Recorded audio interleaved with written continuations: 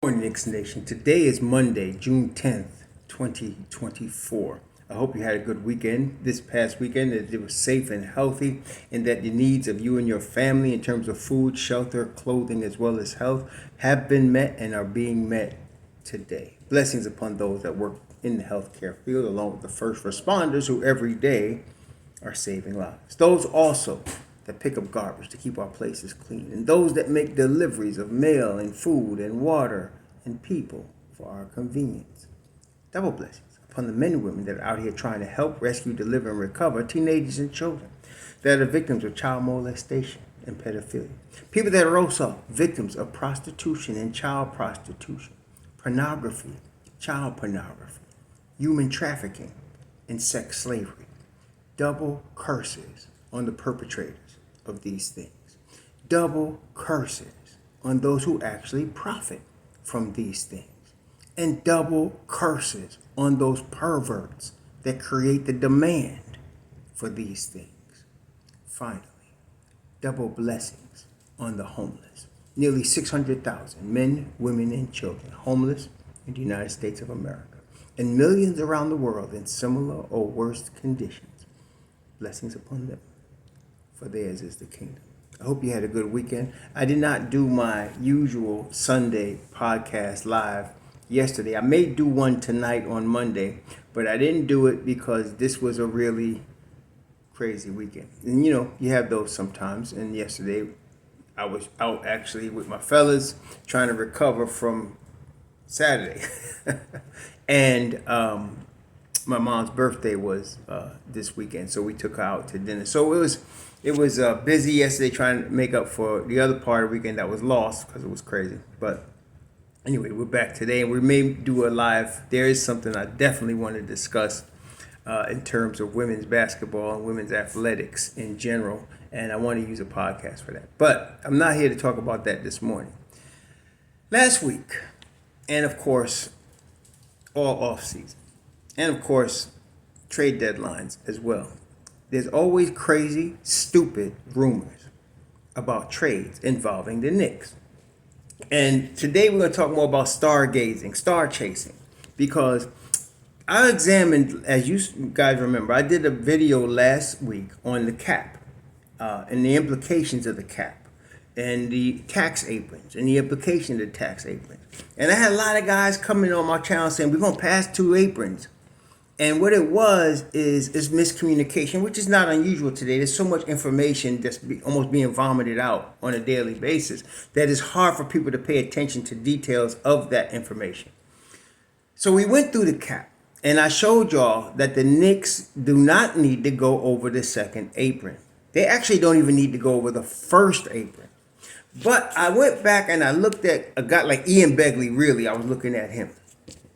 And I realized what was causing the problem, what was causing the disconnect. So Ian Begley is always being asked this question, in one way or another. And this is the framework of the question. Will the Knicks get a star this year? Will they trade for a star? And he gives an Ian Begley answer, which is what I have him as one of my 3 wise men. He's almost like a machine. He doesn't really give much of his opinion. He gives much of fact of what he knows and tries not to get in what he doesn't know. Okay, what I like about him. And this is the same with Shams. This is the same with Wojnarowski. Wojnarowski's not announcing a trade or announcing a pick or announcing a movement of players unless it's happening. Okay? If he announces it, it's happening. When he starts, that is Wojnarowski, starts to get into speculation about what he thinks, he usually screws up because he don't know what he's talking about. But when the information is there about a move getting ready to get done, he knows what he's talking about. Okay? Ian is a type of reporter that he doesn't like to speculate. He will give you what he knows and not give you what he doesn't know. Now, he does respect his fellow media people, so he sometimes includes them in his stuff when I feel like he shouldn't, because it kind of dampens what he does, but that's his business. So what somebody asked him, Knicks gonna get a star, and he always repeats the same answer. James Dolan brought in Leon Rose with the idea of Leon Rose, because of his connections, bringing a star to New York. And based on that, people go crazy. They go crazy. Now the Knicks going to get Giannis. The Knicks could get LeBron. The Knicks could get PG-13. The Knicks could get Kawhi. The Knicks could get Doncic. The Knicks could get Jimmy Butler. The Knicks could get... And it goes on and on. But they don't really listen. He also says, every time, the Knicks are going to be opportunistic. What does that mean? Opportunistic. It means if there's an opportunity, and Leon Rose has said this, and so has Tom Thibodeau, if there's an opportunity that presents itself that the Knicks feel will make them a better team, they will be ready to pounce on that opportunity, including if it's a big star, or what somebody would consider a big star being available. In the meantime, they're going to build the team the right way. That's the part people don't hear. So during the 4 years of Thibs and Leon, they have begun the process and built the process of developing the New York Knicks and developing them the right way, getting draft talent, developing the draft talent, keeping your draft picks, which actually started with Steve Mills and Scott Perry. They covenanted with the Knicks fans that they would never trade first round picks because, like I said, before them, the Knicks were giving away first round picks like they was candy. Okay? But in futile efforts to get rich quick. But Mills said, he did a conference where he specifically said, and people still don't understand the import of what he said, I will never trade a first round pick. See, you cannot build your team the right way trading first round picks. So he started that. Then Leon picked up that mantle and didn't trade first round picks. And in fact, was trading down to get players at cheaper prices and flipping players for second round picks and first round picks and building up what Steve Mills started. And now he has a cadre of picks. You don't need to worry about spending them. People say, well, what are you going to do with all these picks? You're going to hold them until you need them, just like you do when you saving money. What are you going to do with all this money? You're going to hold it, if you're smart, until you need it. You don't just spend it because you have it. So that's the disconnect. People heard big star and thinking, okay, every big star's available. We got to go after everybody. Everybody could be traded. No. They're going to build the team the right way and look for opportunities. Now, the opportunities can present themselves in several ways, but the most basic opportunity is to build the right way what you have, which is what they've been doing for 4 years, which they went from 17 wins the year before Leon Rose, 21 and 17 wins to 41, 37, 47, 50. That's building. So now you went and you developed to the point where you get a Jalen Brunson who's a win now point guard. You got him. Then you had your draft picks, your capital, R.J. Barrett, Manuel Quickly, Obi Toppin. And I hate it. I absolutely hate it when people mention Obi Toppin as a mistake that Leon Rose made. It is absolutely a falsehood. He drafted Obi with the intent of rebuilding around him as a young power forward. He didn't know that Tom Thibodeau was going to decide, no, I want to go with Julius Randle and build him. He didn't know that. That happened, though. And that changed the plans. That's what happened. It wasn't a mistake. I hate when people do stupidness like that. And then some of y'all act like, Rose and his crew are never supposed to make a mistake. Like y'all don't. It kills me with that. This has been the best Knicks management I have ever seen. The only management that's close to this is the management that put together Willis Reed, Bill Bradley, Walt Frazier, Earl Monroe. That's the management better. And I was too young to understand what they were doing. I could just look back and see it now. I just knew they had a great team. But now, since then, they have not had a management even close to what we got right now. Nothing. And that's been 50 years. So now we got one. Okay? And some of y'all still don't appreciate it.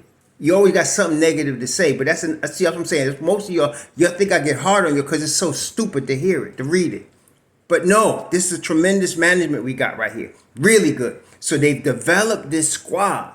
And now They used Obi, IQ, and RJ. They used that was future promise. Those guys are all really good, and they were future, part of the future, and they exchanged it for guys that fit the win now mode. OG Anunoby, Josh Hart, Dante DiVincenzo. All these kids in their prime right now, and they're in win now mode right now. They're and they know how to play together. Did y'all see the Celtics last night beat the Dallas Mavericks? The thing about the Celtics, and as an objective, I hate the Celtics, but as an objective basketball observer, what is making this team great is not just that they have a lot of talent. You see, there's been a lot of teams.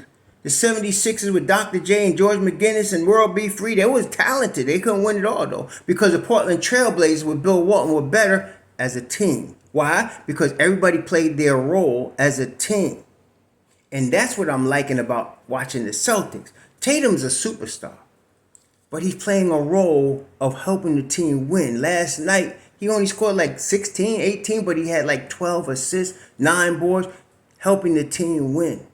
Holiday was the hot hand, helping the team win. Everybody's playing their role. Porzingis came off the bench, helping the team win.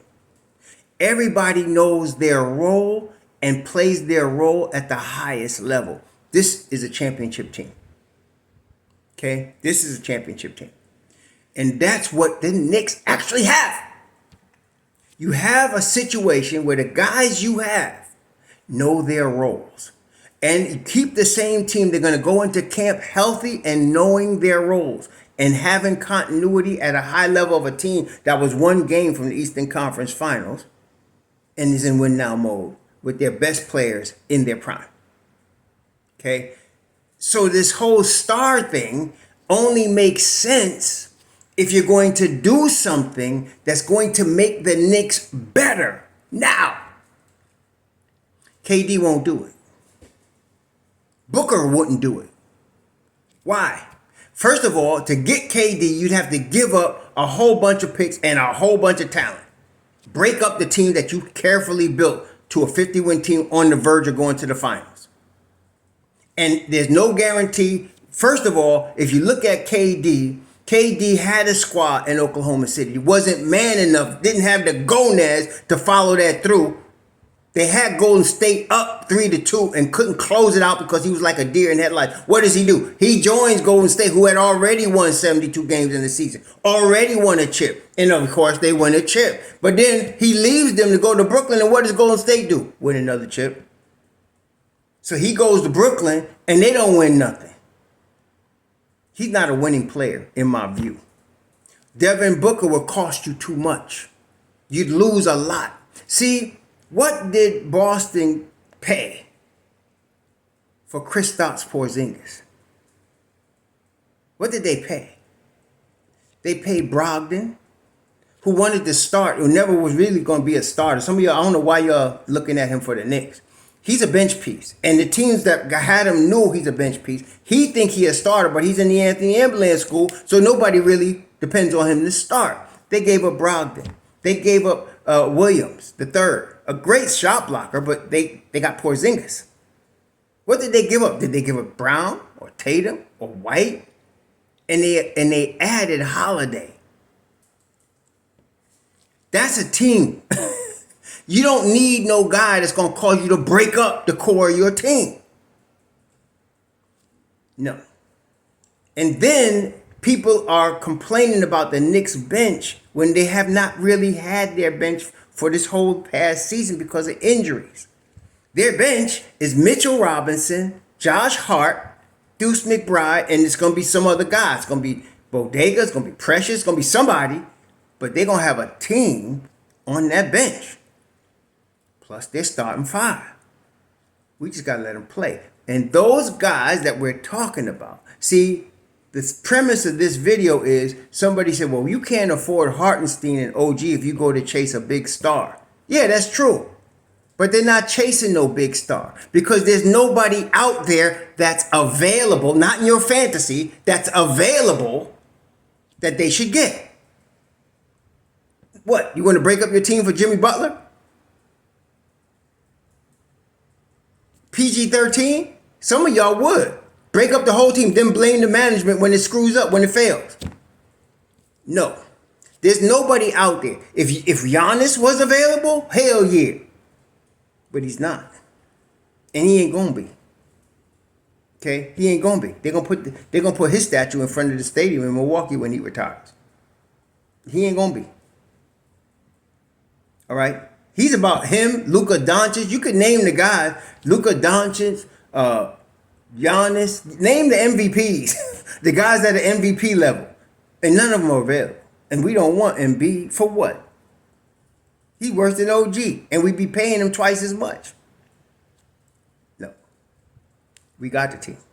As presently constructed, they can pay OG Anunoby.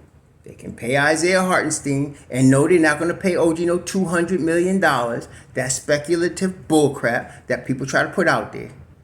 Isaiah Hartenstein ain't getting no $100 million from nobody. That's speculative bullcrap that his agent put out there. He gonna get the $70 million that the Knicks gonna pay him. He gonna be happy with that. And the Don's gonna structure the deal as intelligently as he structures all his deals. And we'll be fine. Okay, we'll be fine. That's it. And so I think what it is people need the excitement of the speculation. See, there's gambling in sports, so people like to gamble and they like that excitement of the gamble, excitement of speculation. I'm not into that myself. I'm into, after watching the Knicks for 60 years, I want to win. Period. I'm not into no, let's roll the dice. Hell no. Let's win this. Let's win. Let's win 55 games next year. That's what I'm talking about.